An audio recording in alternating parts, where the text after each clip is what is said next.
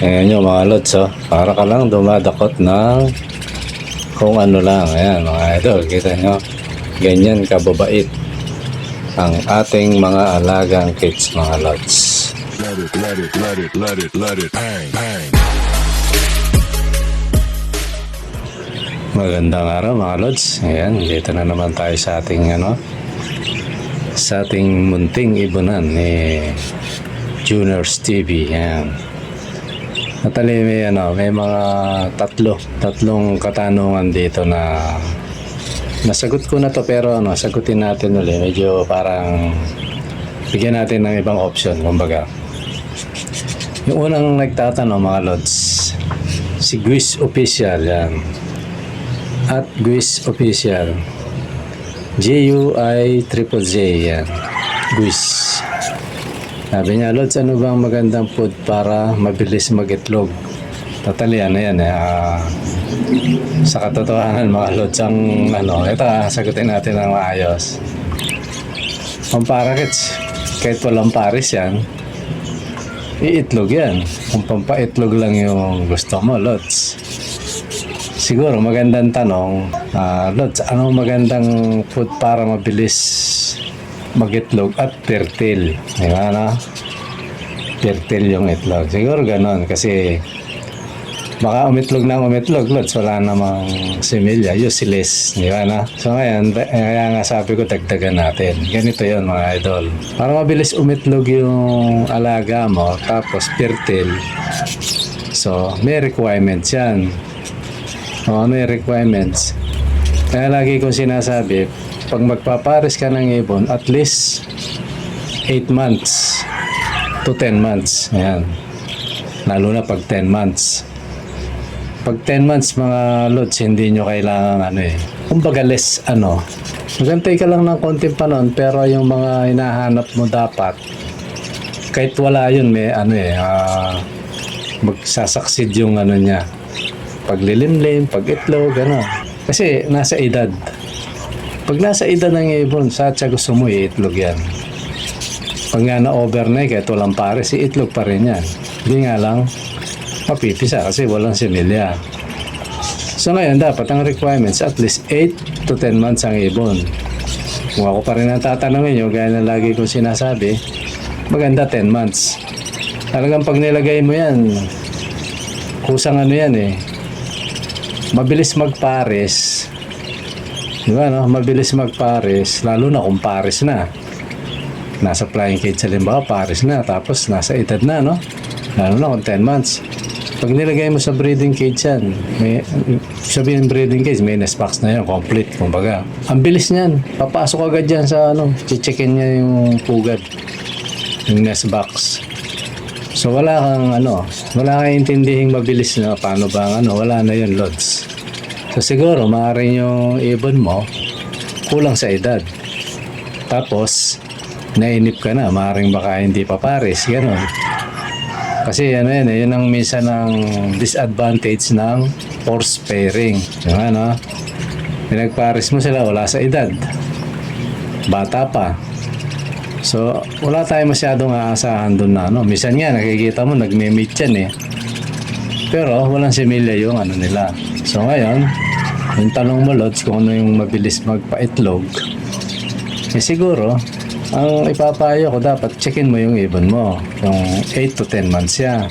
Tapos kung banding na ba yan o pair na ba yan, diba? Walang yun, sabihin wala kang conflict. So ngayon, nung mabilis pang paitlog, wala namang masyadong hiwaga doon, lods. Lang, bigyan mo lang gulay, siguro 2 times, para hindi magtae yung ibon 2 times a week. Gulay, damo, kung may mga damo dyan, ingat ka lang, baka may nag-spray, baka mamaya, hindi mo lang, in-spray yung damo, malalason yung alaga mo. Tapos tamang lang, malinis na tubig. Ayan, yung seeds, ayan, naman, African seeds din naman ang niyan. Gulay, damo. Kung medyo konti lang alaga mo, mo sila, lods. Yung boil, sa Tagalog, nilagang itlog. Yung lutong-luto, lods. Yung talagang nagkulay, mo yung light, Talagang light yellow na talaga. Kasi pag hilaw yan, parang orange eh. Yung luto, lutong-luto. Yun, hiwa-hiwain mo. Kung konti lang naman sila, bawa kung pares lang, konti lang. Siguro, hatiin mo yung itlog. O yun, yung kalahati, kainin mo na lang siguro kung wala kang ibang ibon. Kasi baka mamaya, ma-over naman. Ganun lang. Yung ano naman na yun, totally ako hindi ko nga ginawa yun, mga lods eh. Yung nilagang itlog, di ko ginawa yun. Ano pa yung balat ng itlog eh. Pero siyempre, kanya-kanya tayong ano, lalo na pagbago ka. Diba, lahat ng gusto mo gawin mo sa ibon. Ayun, pwede yun. Yung nilagang itlog, tapos hatiin mo lang kung isang pares lang yan. Yun, yun yung pakain mo, parang pinaka-side dish nila. Tapos gulay. Ganon yung pag-ano, Lods. So ngayon, paano yung para ma-adapt nila lahat yun, no? Makain nila. Ganito yan, Lods. Sa umaga, bago ka magpakain, gulayin mo muna. Pag gulayin mo, 2 pares lang naman yung alaga mo, no? Gulay mo na kaya damo. Kung maaga ka nagigising, alas 7, pinagdamo mo, kaya pinaggulay mo. Tapos mga bandang alas 10, tsaka mo lang tsaka mo lang lagyan ng seeds. Ito pag kinokondisyon mo, Lods, kinokondisyon mo para makondisyon siya ready sa pag-itlog. Tapos mga sunod na araw naman, pakainin mo naman itlog. Di ba, no? Umaga. Pakainin mo itlog. Kasi kailangan yung gutom yan para kainin niya eh. Tapos lagi may tubig na malinis yan. Tapos kinabukasan, normal lang. Totally, gagawin mo lang yung pag-itlog siguro 1 beses sa linggo. Yung gulay 2 beses, 1 linggo. O yun, ganun lang, rotation lang. Hanggang sa, makapangitlog siya. Kasi kailangan ng, maging masigla yung ibon bago mo siya ilagay sa breeding, sa breeding cage. Kasi, yan eh. Pag wala sa kondisyon yung ibon, kahit anong gawin mo, Lods, mamaya may sakit. Useless yun, di ba, mga idol? So, yun lang. Ngayon, kung gusto mo, bili ka ng vitamins na Fertibird yan. Kapipertil yun. Totally, parehas kayo ng tanong ni Idol eh. Pero okay lang naman yun. Kung abutin pa to, sagutin natin. So, yun lang yung Idol. Guis Official TV yan. Tapos, sunod naman si Triska Deca, yan. Triska Deca, yan. Totally, nagtanong na rin isang araw to. Sabi niya, Lods, may na-encounter na ba kayo na parakits na baog? Iksi lang yung nito. Wala pa naman, Idol. Lang. Sa baog, wala akong parang wala akong napansin kasi hindi ko agad binabaklas yan. Matagal. Minsan matagal umitlog, 3 months. Naranasan ko 3 months eh. Bago umitlog. Tapos umitlog 2 lang. Ang napisa, 1. So, ganun lang yung na-encounter ko. Pero yung baog talaga na nagsawa ka ng kaantay, hindi umitlog, hindi. Wala pang ganun. Kaya bihira yan. Napakabihira. May nagsasabi, meron nga raw tomboy, may bakla. Siguro nasasabi nilang may tomboy, may bakla. Ito, madagdag ko lang, kasi kabilang sa baog eh. Yung sabi na yung tomboy tsaka bakla na ibon, lang yan, kalokohan lang yan mga idol.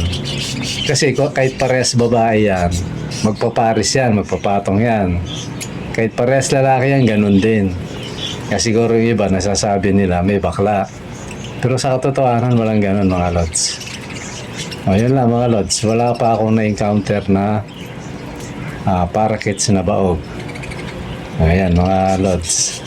Tapos naman, yung isa naman, si Nalaori, yan, Nalaori. Hirap na mga pangalan. Nalaori, yan. Shoutout sa inyo mga Lods. Sabi niya, Idol, gumagamit po ba kayo ng fertility vitamin sa mga kids niyo po, sabi niya. Yung totally, yung number 1 nagsanong, tsaka ito, halos lang. Lods, dati, yung unang-una kasi siyempre, konti pala alaga ako. Tapos napaka-minimal ng gastos, kaya gusto mo talagang gastosan ng ibon mo. Kaya kung ano-ano binibili ko noon.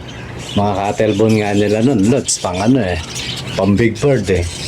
Alam mo yung ano, ang laki-laki na hanggang ngayon, yung unang-unang binili ko pa hanggang ngayon, meron pa na hindi pa nila nangat-ngat ng todo. Kasi matigas na sobra yun. Yan, gumamit ako niyan, yung fertility, yung Picoy Bird yan. Gumamit ako niyan. Bird, Picoy, baka naman, di ba? No? Ano yan mga lods? Gumamit ako dati niyan. Tapos, siyempre, gaya na sabi ko nga sa inyo, explorer ako. Kumbaga titingnan ko yung lahat ng pinagsasabi ng mga mag-iibon. Alin ba yung tama o tatama sa akin? Yan. So, ano yan, in-explore ko lahat yan. Ayun, nung napansin ko naman, nung gumamit ako, parang totally, yung unang pinagamitan ko niyan, hindi nga nag-succeed eh. Ano siya, parang siguro sa ibon lang. Attitude ng ibon, tinatapon yung itlog. Tapos ano, wala akong na papisa. Pero hindi ko sinasabing hindi effective yung lotsa. Kasi yung mga panahon na yun, hindi pa ako marunong. Hindi ko pa alam yung mga ganyan. Rotation na yan, paano pang ano, wala akong idea. So yun, kaya nung bandang huli, pinabayaan ko na lang silang ano. Kasi inisip ko nun, sabi ko, sa word naman to, wala namang ganito eh, mga natural eh. Yun ang pumasok sa isip ko nun. Yun, nag-research ako. Ano ba ang mga kinakain ng ibon pag nasa wild? Sabi ko, kokopyahin ko to. Yun. Napagbabasa ko mga idol, kumakain ng lupa ang ibon. May matigas na lupa, parang adobe. Bato. Kinukutkot niya, bato. Yung puno. Yung puno, di ba? Nasa wild sila. Hinangat-ngat yan. So, doon ko na-discover na nakakakuha sila ng mineral doon. Sa lupa, sa bato. So, yun yung pinaka-ano nila. Sa kinakain nila. Kasi, sa wild, wala namang nagbibigay ng vitamin sa mga yan. Pero, fertile yung itlog nila, di ba? Na? So, doon ako na-focus. Sabi ko, wala pang masyadong gastos. Di ba, no? Kaya yun, yung nag-ano ko, effective sa akin, effective sa akin. Kasi ako, mga lods, palibasa, bata pa ako, mas sobra akong mahilig sa ibon. Kaya matyaga ako sa ibon, mga lods. Meron nga akong ibon dito, yung kinikwento ko dati. 2017, tapos naipamigay ko lang sila nitong 2024. Kasi sumobra na yung di ko na sila, wala na akong pwesto. Totally ako yung na-control na ron eh. Pero yung unang pares na binigay nung barkada ko, ang tagal nun, ilang taon yun, hindi nangingitlog. Pero natsaga ako yun, mga lods. Kung ano-ano binibigay ko nun, natsaga ako siya. So, ganun ako katsaga sa ibon. Kaya lang, pilay kasi yung lalaki. Kaya sabi ko, sayang. Kung naging pilay sana yung babae, walang problema. Kasi pag ang lalaki, makakapatok pa rin yun kahit papano. Hinataon, pilay yung yung lalaki. Kaya sabi ko, wala. Pero natsaga ako yun, silang taon. Hanggang sa bumili uli ako. Tapos nabili ko, parehas pang babae uli. Bara ako binibili ko, babae pa rin ang nakuha ko. Yun, hanggang sa pumunta na ako nun sa sa Cartimar. Dinayo ko yung Cartimar. Ang mahal nga ng bili ko nun eh. Ang isang ang pares 1.5. So 750 yung yung isa. Pero natawaran ko naman yan. Ayun, dumami bigla yung ko nun. Dahil merong isang lalaki. Tapos nung katagalan, ang bilis niyan, 14 days lang, na yun, napipisa. Dumami. Tapos siyempre may lalaki na rin. Yun. Tapos yun, pag may nanghihingi sa akin, binibigyan ko. Hanggang sa dumami. Nanghihinayang lang akong yung pakawalan kasi ganito kasi mga lods. Kung nasa wild sana ako, yung sabihin yung nasa probinsya, di ba bibitawan ko na lang yun eh. At least yun makakasurvive. Pero dito hindi eh. Maring mawadali ng pusa o ng mga tao na baka teredorin na, kawawa. Ayun. Nung nagkita kami nung barkada ko na dati rin may alagang ganon, na sa kanya rin ako nanghingi nun. Naitanong niya kung meron daw kasi wala, naubos yung kanya. Ayun, binigay ko na lahat yung 5. Yung ibon na yun. So yun, na-focus tayo dito sa sa parakeets. Ayun, gaya ng sabi ko, wala na akong ginamit na pang fertility. Ang ginamit ko puro natural. Yan, parang yung sinagot ko doon sa number 1. Yun din yun, na gulay, damo, yung yung mga tumutubong seeds. Yun lang yung binibigay ko. Tapos pag yung medyo maraming masyadong prutas sa bahay, kasi si Commander laging, araw-araw yan, laging meron yan. Sa trabaho niya kasi sa clinics siya, maraming prutas. Sa dental kasi si Commander sa dental siya nagtatrabaho. Ayun. Lagi may ron. Totally sagana sa prutas doon, kaya ayun. Araw-araw yung nakakapag-uwi. So, yung pag medyo parang, siyempre, sayang din. Pero hindi naman sira. Maring sa tao, hindi na pwede. Pero sa hayop, pwede yun. Ayun. Nahati-hati ko yun. Tatanggalin ko lang yung buto kung mansanas yun. Bibigay ko. Minsan sangkis, minsan pongkan, minsan saging. Basta ko na yung prutas na na pag medyo may bawal lang, yung ubas, alisin nyo lang yung buto, yung mansanas, tanggalin nyo yung buto. Yung sangkis, tsaka pongkan, okay lang. Kahit hindi nyo tanggalin ang buto ng pongkan, okay. Delikado lang yung mansanas, tsaka yung ubas. So ganun lang yung pinapakain ko araw. May sarili akong yung mga tanim dito sa bubong. Marami yun, para sa kanila talaga yun. So yun mga idol, kaya siguro ganito lang yung yung kumbaga yung parang logic lang, di ba sabi nga ng ibang nanonood, bakit sobrang fertile nung di ba ibig sabihin succeed yung pagbibreed natin. Kasi nga, Lods, yan. Nasa atin yan. Una-una dapat yan, pag nag-alaga ka ng ibon, talaga, huwag mong iisipin, kikita ka. Although, kahit pa paano, may kita rito, sa totoo lang. Pero huwag mong iisipin na, pag dumaya ito, ganyan. Hindi, huwag mong iisipin nyo, ako, ganito, i-apply ko sa, kunin nyo na lang, i-apply ko. Ako kasi, mga Lods, palibasa, mahilig ako sa ibon. Hindi ko naiintinding ginagastusan ko nga nung una yan Hanggang ngayon naman, ginagastusan ko. Hindi ako nag-iisip nakikita o malulugi ako kasi nga, alaga ako yan. Ngayon, pag dumami na yan, di swerte mo, kahit pa paano, meron kang kita. Mabawasan yung pambili ng patokan nila, di ba, So, ganun yun, kaya, ibig sabihin, dahil hindi ako nangihinayang na gumastos, ako nangihinayang na dapat may ganito. Yung pagod ko na pagtatanim ng mga damo-damo dyan, hindi ko binubunot yun, yung mga seeds na tumutubo, hindi. Pag lumaki yun, pagkain nila, sinatsaga ako siya. So, ang nangyayari, ang epekto sa ibon yung lahat ng nakakain nila, mga Lord, sa madaling salita, sariwang damo, sariwang gulay. Sa mga damo na pwede sa kanila, pinapakain ko yan. Kasi sa wild naman, ganyan sila. Ganun din naman yung sa wild yun, yung Tapos wala akong natural na putik. Yung parang adobe na sa mga bangin-bangin yun kinukuha nila yun Minsan doon nga namumugad mga yan So pag wala akong ganun, yun na yung pang-sub ng mineral block at saka ng cattle bone. Although ngayon, napakabihira ako na magbigay ng cattle bone tsaka mineral block. Pero paminsan-minsan bumibili ako. Napansin ko isang breeder, parang mukhang mahinang umitlog to. Ayun. Inoobserbahan ko rin sila. Binavitamins ko yun, Lods. Ganun lang ang teknikan. Sabihin, ibigay mo yung pangangailangan ng ibon. Natural. Magpipertil yan. Yan, siguro napaka-alat na lang o malas na lang pag hindi ka pa nakapagbuga. Tsaka napakadaling magbuga ng mga ibon na yan. Napakadaling alagaan ako, kaya gustong-gusto ko sila, mga Lods. Maamo. Napakaamo ng mga ibon. Siguro yan, yung mga nakita nyo sa video, di ba? Habang nagsasalita ako, nakikita nyo kung paano ko sila hawakan. Wala man lang kailang-ilang.